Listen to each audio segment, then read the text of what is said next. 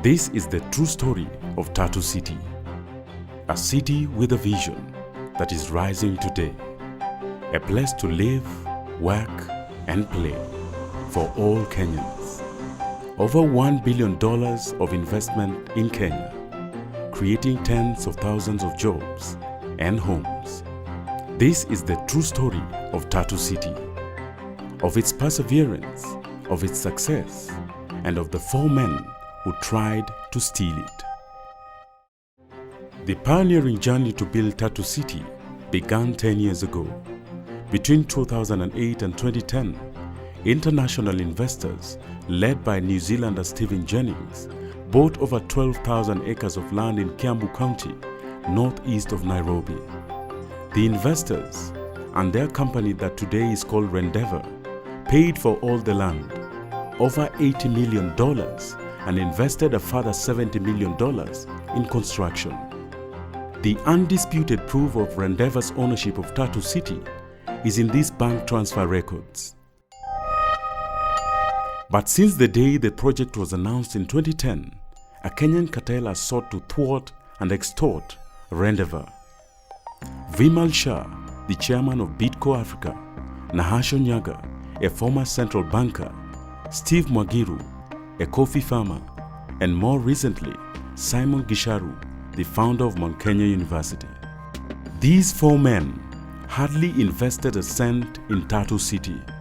Instead, they colluded to steal it by not paying back Rendeavor for an $11 million loan they took to buy shares in the project, doing everything possible to scare off major foreign investment in Kenya, forging documents, destroying land titles, placing caveats on land, illegally changing records at the registrar of companies to steal land, colluding with judges, corrupting media to publish fake news, and paying immigration to harass investors. And their latest brazen fraud, influencing Kenyan MPs to bring a fake petition to parliament, and paying a dozen unsuspecting villagers to falsely claim they hold shares in Tatu City. Despite months of testimony and millions of shillings wasted at the expense of average Kenyan citizens, Mwagiru, Shah, Nyaga and Gisharu failed to produce any proof of their claims. A claim that Tatu City has not paid taxes, which is false. The Kenya Revenue Authority reported to Parliament that the company is fully compliant. And a claim that Suntra Investments was hired to issue shares to villagers, also false. Suntra says there was no share issue.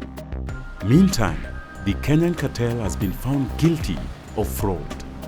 The London Court of International Arbitration, the most respected arbitration body in the world, has ordered Shah, Nyaga and Mwagiru to pay $17 million, almost 2 billion Kenyan shillings, in damages to Rendeavor. But they haven't paid. They are in breach of their international legal and financial obligations, continuing decades of fraud and impunity. These men are a stain on Kenya's reputation as a hub for investment in East Africa. But their day will come. Law enforcement is catching up with them.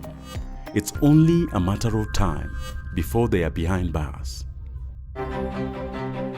Until then, Tatu City forges ahead with construction, homes, schools, manufacturing, and infrastructure like roads, water, and power, and opportunities for the local community, job skills training, and meals for school children, increasing attendance by 100% and improving test scores, proving that Tatu City is for all Kenyans and that Kenya's future is being built right now.